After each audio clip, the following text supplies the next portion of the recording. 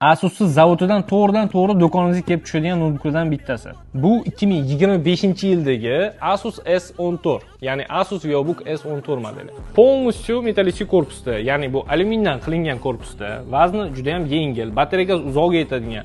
Eng kamiga protsessor Ultra 7, bu i7 dan ancha baland va ancha yangilangan Ultra 7 protsessori. 255H va bu protsessor juda ham kuchli искусственный intellekt bilan ham ishlashga qodir. 16 GB DDR5 operativ xotira, 1 TB SSD. Agar kamlik qilsa uni kattalashtirish imkoniyati bor. Juda ham tiniq displey, juda ham tiniq ovoz, tiniq web kamera va Wi-Fi 6, Bluetooth 5.2 hamma standartlarni podдержка qiladi. Bundan tashqari klaviaturada podsetkasi bor. Ko'rinishiga вообще gap yo'q.